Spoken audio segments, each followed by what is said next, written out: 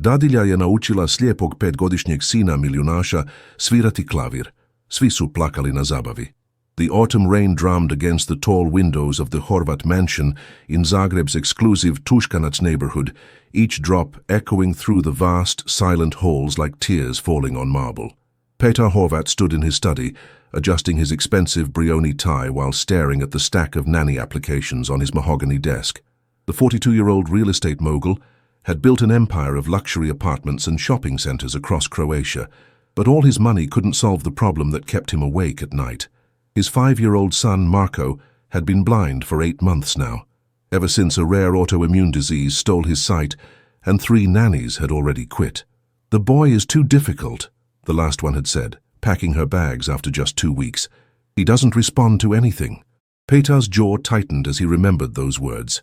His wife Ivana had died in childbirth, leaving him to raise Marko alone, and now even that seemed impossible.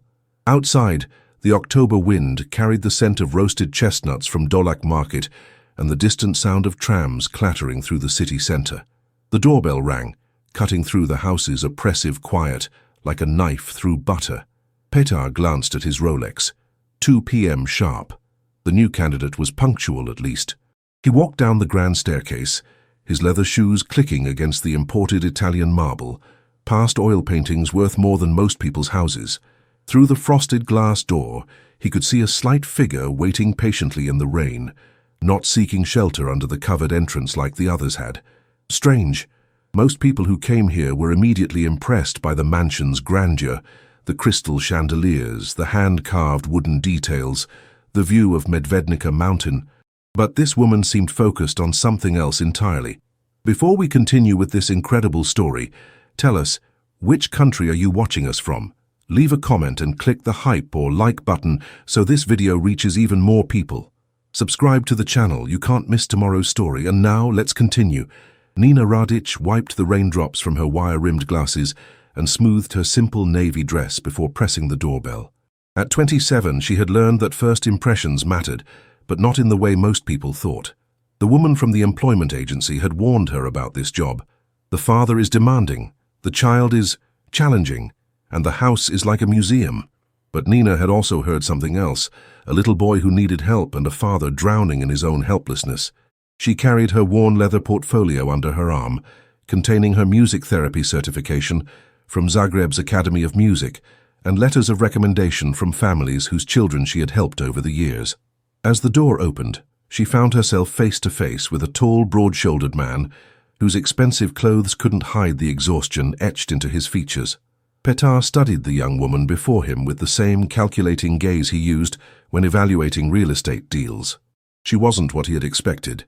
No designer handbag, no overly bright smile, no obvious attempt to impress. Her brown hair was pulled back in a simple ponytail, and her clothes were neat but clearly not expensive. What struck him most were her eyes, calm, patient, with a warmth that seemed genuine rather than rehearsed. "Ms. Radic, I presume?" he said in English, testing her language skills as he always did with potential employees. His previous nannies had struggled with Marko's occasional outbursts in Croatian, unable to understand his frustrated cries of "Ne mogu, ne mogu." I can't." Nina nodded and replied in perfect English, "Yes, Mr. Horvat. Thank you for meeting with me." Her voice was steady, neither too soft nor too eager. "Come in," Petar said, stepping aside to let her enter the marble foyer. Nina took in the surroundings without the wide-eyed wonder he was accustomed to seeing from visitors. Instead, she seemed to be listening to the echo of their footsteps, the distant hum of the heating system, the way sounds traveled through the high-ceilinged rooms. "Impressive home," she said simply, but Petar noticed she didn't linger on the valuable artwork or antique furniture. As they walked toward his study, he found himself explaining more than necessary. "The house has been in my family for 3 generations. My grandfather built his first fortune in shipping. My father expanded into manufacturing, and He paused, realizing he was rambling. "I deal in real estate development, hotels, shopping centers, residential complexes." Nina nodded politely, but he could tell his wealth didn't intimidate her the way it did most people. In the study, Petar gestured for Nina to sit in one of the leather chairs facing his desk, while he remained standing, a power position he had learned from years of business negotiations. "Tell me about your experience with..." Special needs children, he said, the words coming out more carefully than he intended. He had grown tired of people tiptoeing around Marco's condition, speaking in hushed tones about the poor boy and such a tragedy. Nina leaned forward slightly, her hands folded in her lap. I have a degree in music therapy and 5 years of experience working with children who face various challenges, she said. Blindness, autism, developmental delays, trauma. Each child is different, but they all have one thing in common. They need someone who believes in their potential. Her words were matter-of-fact, without the exaggerated sympathy he had come to hate. My son hasn't responded well to previous caregivers, Petar continued, walking to the window and gazing out at the grey Zagreb skyline. In the distance, he could see the red rooftops of the upper town and the spires of St. Mark's Church, reminders of a simpler time when his biggest worry was closing a business deal. He's become withdrawn, almost unreachable. The doctors say it's normal, part of adjusting to his new reality, but it's been 8 months, and he barely speaks, barely moves from his room. His voice tightened with frustration and pain. The last nanny said he was unteachable, that I should consider institutional care. The words burned in his throat. How could he even consider sending his only child away?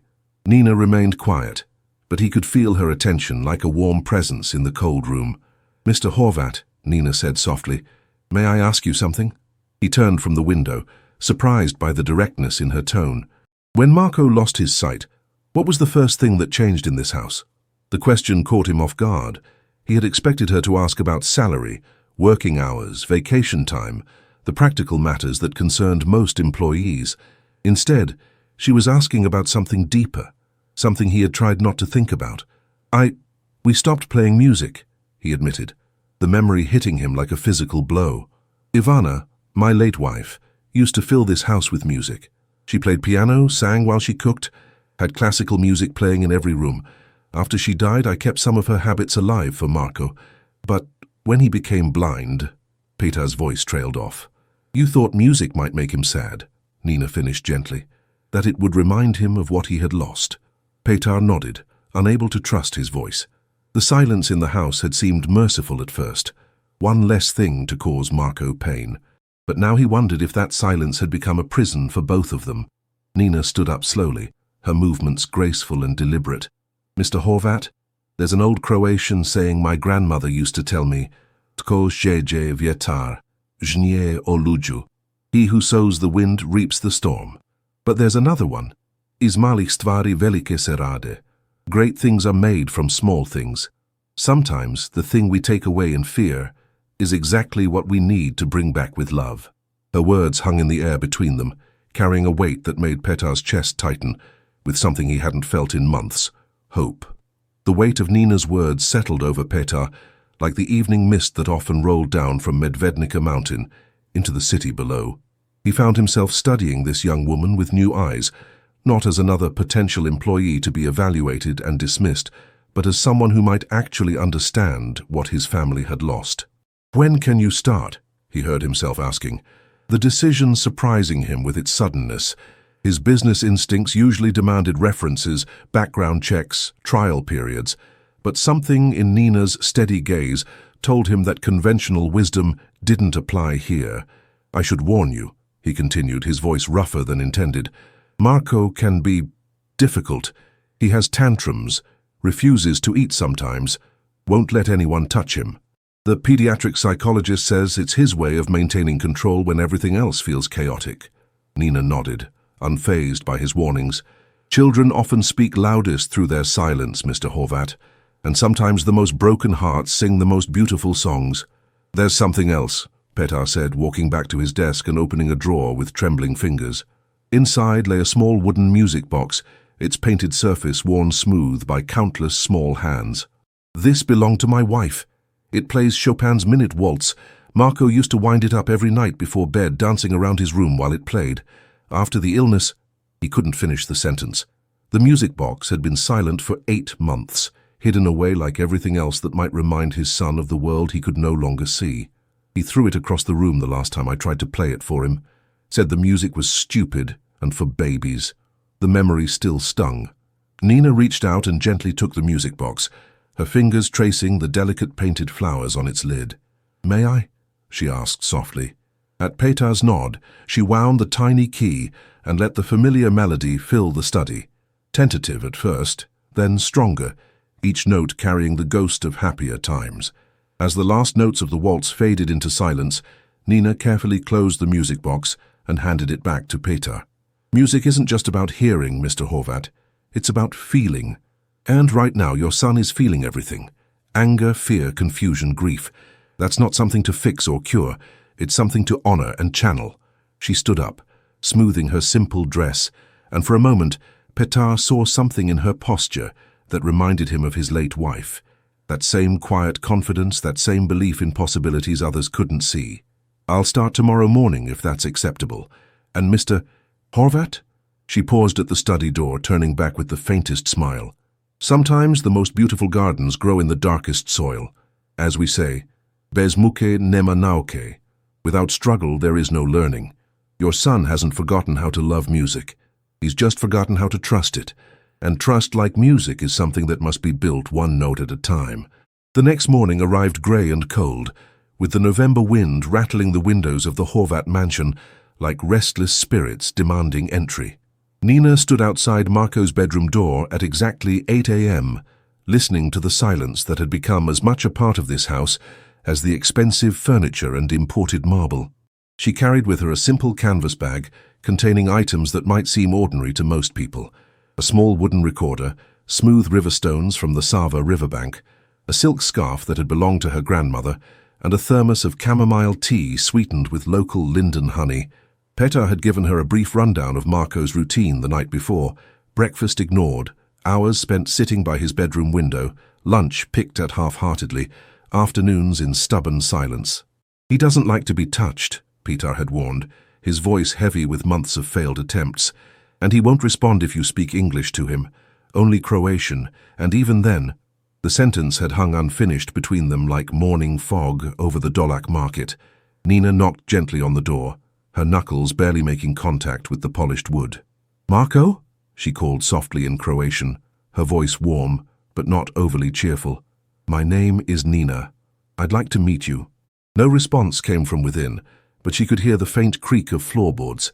Someone was moving, however, slightly. She tried again, this time adding something unexpected. "I brought some stones from the river. They feel smooth like worry stones, and they make interesting sounds when you drop them. Would you like to hear?" Still no verbal response, but the floorboard creaking stopped entirely. In the silence that followed, Nina could hear the distant hum of Zagreb traffic, the clatter of a delivery truck navigating the narrow streets of the old neighborhood, and something else, the barely audible sound of a child's breathing, measured and careful, as if Marco were holding himself very still to listen without being detected. "I'm going to sit here for a while," Nina said, settling herself on the Persian rug outside his door. "I have some tea, and these stones like to make music when they touch each other. Like this." She let two smooth stones click together gently, creating a soft, rhythmic pattern. Not quite a song, but not random noise either. The sound echoed in the marble hallway, somehow warmer and more inviting than the cold acoustics should have allowed. After a few minutes, she began to hum quietly, a Croatian lullaby her own grandmother had sung, "Mala moja djeko, slatko sanjaj." The melody was simple, ancient, the kind of song that had been passed down through generations of Croatian mothers. Through the door, she could hear the floorboards creak again, a single step, then another, as if someone were approaching the door from the inside. Nina continued humming, letting the stones create a gentle percussion, not pushing or demanding, just offering. Petar stood at the end of the hallway, coffee mug in hand, watching this strange scene unfold. In 8 months, no one had managed to get even this much of a response from Marco. The child's previous nannies had tried everything: loud enthusiasm, bribery with toys, stern demands for cooperation. All had failed spectacularly, usually ending with Marco retreating further into his shell and the nannies complaining about his impossible behavior. But this young woman was doing something different. She wasn't trying to force entry into Marco's world. She was simply making her presence known and waiting for an invitation. "Polako ali sigurno," his grandmother used to say, slowly but surely. As Petar watched, He realized that Nina was embodying this old Croatian wisdom, understanding that some doors could only be opened from the inside. The sight stirred something in his chest that he had almost forgotten, the feeling that maybe, just maybe, things could get better. An hour passed before Nina heard the soft click of the door handle turning. She didn't move or change her humming, but her pulse quickened as she sensed rather than saw the door opening just a crack. A small hand appeared first, pale fingers curling around the edge of the doorframe, followed by a glimpse of dark hair and a serious little face. Marco peered out at her with eyes that seemed to look right through her, not because of his blindness, but because of the intensity of his listening. He wore simple pajamas with cartoon characters that he could no longer see, and his hair stuck up in several directions, suggesting a restless night. Nina continued her gentle, stone-clicking rhythm, not acknowledging his appearance directly, but allowing him to observe her without pressure. In her peripheral vision, she could see his head tilting slightly, the way children do when they're trying to understand something new and potentially fascinating. "The stones sound different depending on how you hold them," Nina said quietly, still not looking directly at Marco but addressing her words to the space between them. "This one sounds bright, like a bell," she demonstrated with a sharp tap. "And this one sounds deeper, like—" She paused, searching for the right comparison. "Like when your papa's voice gets serious when he talks on the phone." A tiny sound escaped from Marco, not quite a laugh but definitely something that contained amusement. It was the first spontaneous sound Petar had heard from his son in months, and from his position down the hallway, the man felt his eyes fill with unexpected tears. Nina continued her demonstration, creating different tones and rhythms with the stones, each sound carrying its own character and mood. "Would you like to try?" she asked, extending one stone toward the partly opened door. The offering hung in the air between them, like a bridge waiting to be crossed. Marco's small hand emerged from behind the door, trembling slightly as it reached for the offered stone.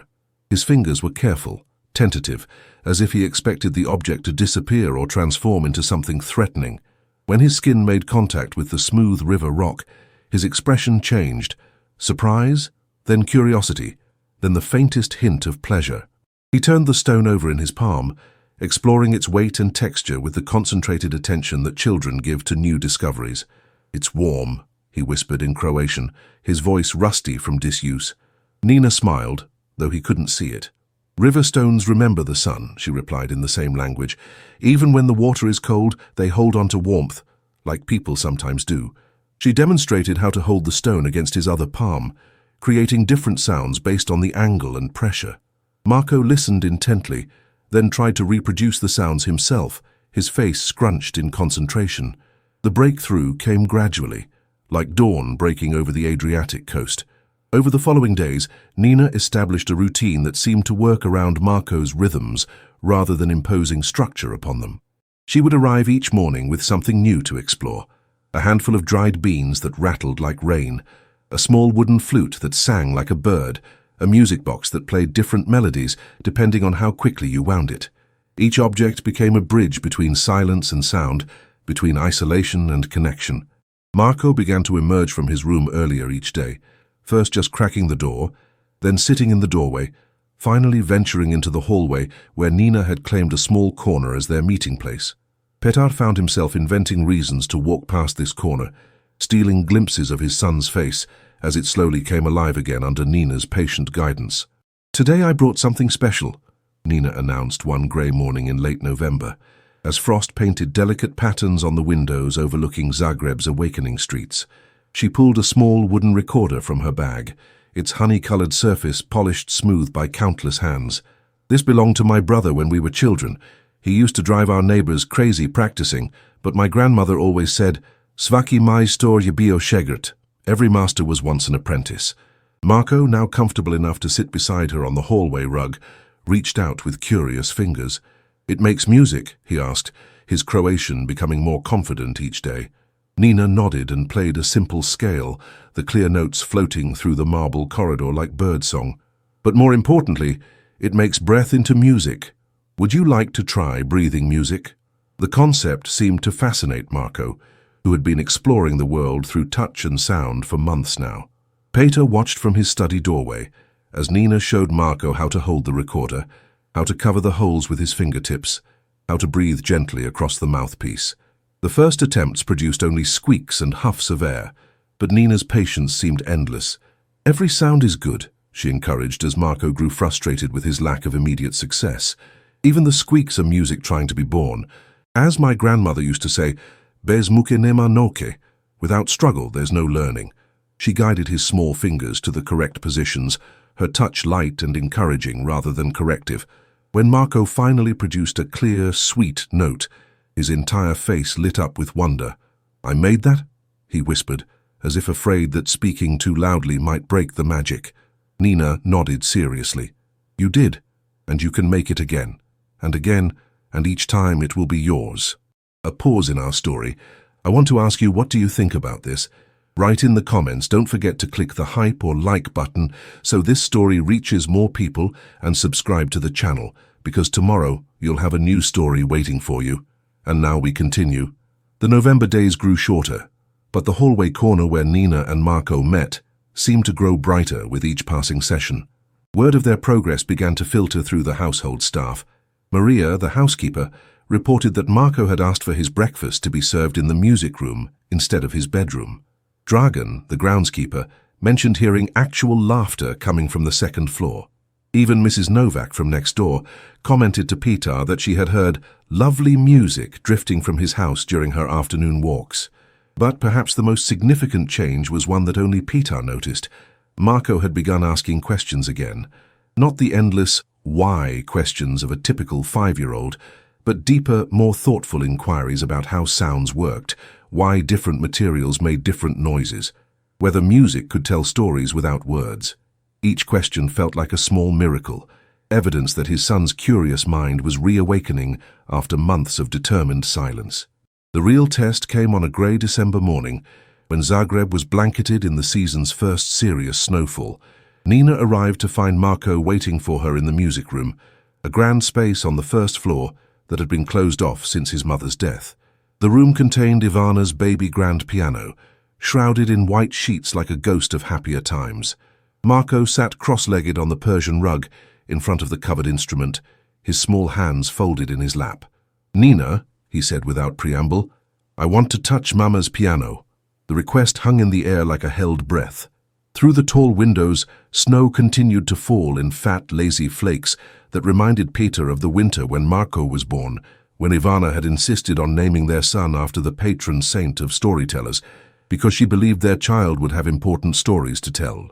Now standing in the doorway and listening to his son's simple request, Peter wondered if perhaps Ivana had been prophetic. Nina approached the piano slowly, her movements deliberate and respectful. She had learned from Peter about Ivana's musical talents, about the way music had once filled this house like sunlight. "Are you sure?" she asked Marco gently. "It's been sleeping for a long time." Marco nodded with the seriousness that had become characteristic of him since his illness. "Sleeping things can wake up," he said simply, "like I did." His words hit Peter like a physical blow, carrying implications that the man wasn't ready to fully examine. Nina began to remove the dust covers, revealing the instrument's glossy black surface inch by inch. The piano seemed to emerge from hibernation, like a creature stretching after a long winter sleep. When the bench was finally uncovered, Marco stood up and walked toward it with more confidence than he had shown in months, his hands outstretched to guide him around obstacles that were no longer obstacles, but simply part of his navigational landscape. "May I sit here?" Marco asked, his small hands finding the edge of the piano bench with practiced ease. Nina helped him climb up, adjusting the height so his feet could rest comfortably on the floor. For a moment he simply sat there, his hands resting in his lap, seeming to absorb the presence of the instrument through some sense that transcended sight. Then, very slowly, he reached out and touched the keys. The sound that emerged was gentle, tentative, a single note that seemed to contain entire conversations. "It remembers Mama," Marco whispered, his voice filled with wonder. He pressed another key, then another, not playing a melody, but having a dialogue with the instrument. Peter found himself holding his breath, afraid that any movement might break the spell that was unfolding before his eyes. His son, who had refused to engage with music for 8 months, was rediscovering it one note at a time. Nina settled beside Marco on the bench, her presence supportive but not intrusive. "What do you hear when you touch the keys?" she asked quietly. Marco tilted his head, considering the question with the gravity of a much older child. "Stories," he said finally. "Each key has a different story. This one sounds like when it's raining and you're warm inside." He demonstrated with a gentle press in the lower register. "And this one sounds like birds talking to each other in the morning." His finger found a key in the middle range, producing a clearer, brighter tone. Nina nodded encouragingly, understanding that Marco was developing his own musical vocabulary, one based on emotion and sensation rather than technical training. "Would you like to learn to put the stories together?" she asked. "To make the keys tell bigger stories?" Marco's response was immediate and eager. "Yes, I want to tell Mama's stories, the ones she used to play." The learning process became a daily adventure in discovery. Nina introduced Marco to the concept of scales through games, walking up the mountain for ascending notes, sliding down the hill for descending passages. She taught him about rhythm by having him clap along to his heartbeat, then match that pulse on the keys. Most importantly, she never corrected his mistakes, instead treating each unexpected sound as a new possibility to explore. "Music isn't about being perfect," she would remind him when he grew frustrated with a difficult passage. "It's about being honest. And you, Marco, are the most honest musician I know." Her words seemed to unlock something in the boy that had been tightly closed since his diagnosis. He began to approach the piano with joy rather than fear, experimentation rather than anxiety. Petar, watching from doorways and through partially opened doors, felt as if he were witnessing his son being reborn one note at a time. The transformation wasn't limited to music. As Marco's confidence at the piano grew, so did his engagement with the rest of the world. He began joining Petar for breakfast again, chattering about the conversations he was having with different keys and asking detailed questions about his mother's favorite songs. He started exploring other parts of the house with newfound curiosity, mapping rooms through sound and touch rather than avoiding them. The child who had once hidden in his bedroom now sought out new experiences, new sounds to incorporate into his growing musical understanding. Maria, the housekeeper, reported that he had asked her to teach him the Croatian folk songs she hummed while working. Dragan mentioned that Marco had requested to help with outdoor chores so he could hear how different tools made different sounds when they hit various materials. The house that had been silent for months was gradually filling with the sounds of a child's laughter, questions, and discoveries. But perhaps the most significant change came one snowy evening in mid-December, when Petar returned home from a particularly difficult day of business meetings to find Marco sitting at the piano, his small fingers picking out a melody he had never heard before. It wasn't one of the simple scales or exercises Nina had been teaching him, nor was it one of Ivana's favorite pieces that Petar might have recognized. This was something entirely new, a melody that seemed to emerge from some deep well of creativity within his son. The notes were simple but haunting, melancholy but not sad, complex in their emotional resonance despite their technical simplicity. Petar stood frozen in the music room doorway, afraid to breathe, afraid to break the spell of watching his blind son create beauty from nothing more than touch and imagination. When the melody finally ended, Marco turned toward the sound of his father's breathing and smiled. The first genuine, uninhibited smile Petar had seen since before the illness. "Did you like my song, Papa?" Marco asked, his voice carrying a confidence that had been absent for so long. "It's about snow falling on warm windows, and how the cold outside makes the warm inside feel even warmer." Petar found himself speechless, overwhelmed by the realization that his son hadn't just learned to play music, he had learned to create it, to transform his experiences and emotions into something beautiful that others could share. "I loved it," he managed to say, his voice thick with emotion. "It was the most beautiful song I've ever heard." Marco beamed with pride, then turned back to the piano and began playing the melody again, this time with small variations and embellishments that showed he was already thinking like a composer rather than just a student. As the music filled the room, Petar realized that Nina had given them something far more precious than music lessons. She had given his son back his voice, his creativity, his connection to the world.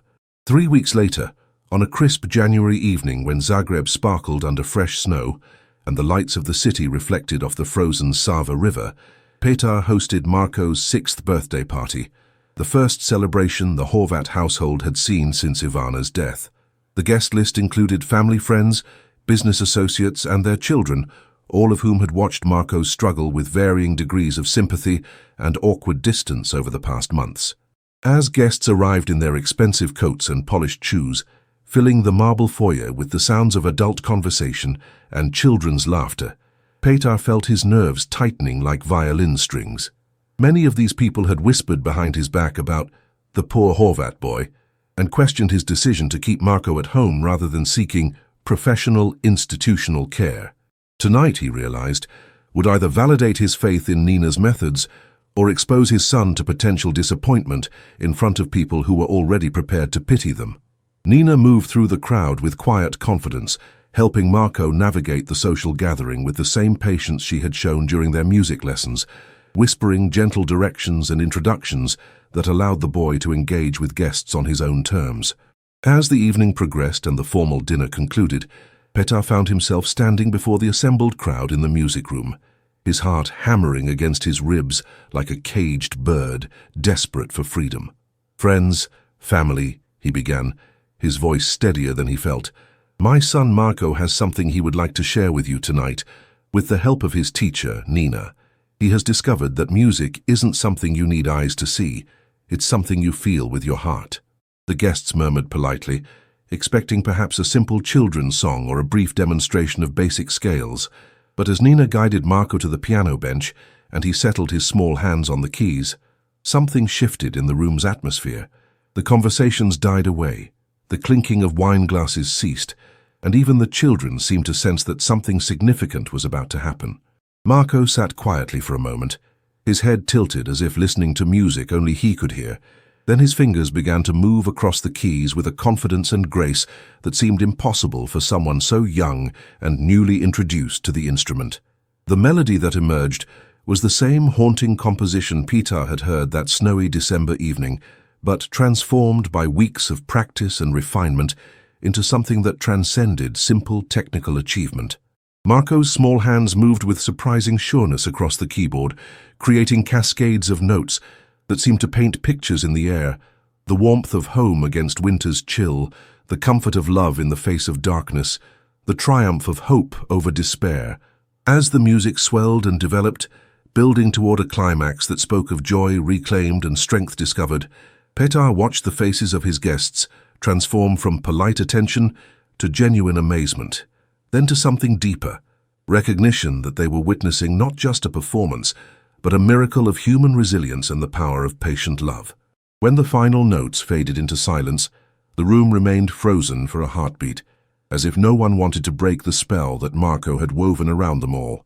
Then the applause began, tentative at first, then building to a thunderous ovation that shook the crystal chandeliers and echoed through the marble corridors like a celebration of life itself. But it was the tears that told the real story. Mrs. Petkovic, the stern wife of Petar's business partner, openly weeping as she approached Marco to tell him his music had reminded her of her own late mother's lullabies. Dr. Maric, the pediatric specialist who had first delivered Marco's devastating diagnosis, wiping his eyes as he congratulated Nina on what he called the most remarkable therapeutic breakthrough he had witnessed in 30 years of practice. Even the children, initially restless and eager to return to their games, standing in awed silence as they processed what they had just experienced. Petar found himself unable to speak, his throat tight with emotion, as he watched his son accept praise and congratulations with a maturity and grace that seemed to have emerged from nowhere. When he finally managed to approach the piano, Marco turned toward the sound of his footsteps and smiled with radiant joy. "Did I do good, Papa?" the boy asked simply. Petar knelt beside the bench, pulling his son into an embrace that seemed to contain all the words he couldn't speak, and whispered, "You did perfect, my beautiful boy. Mama would be so proud."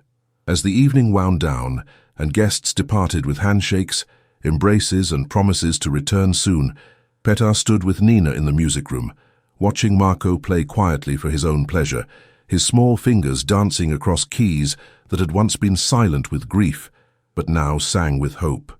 "How can I ever thank you?" Petar asked, his voice still rough with emotion.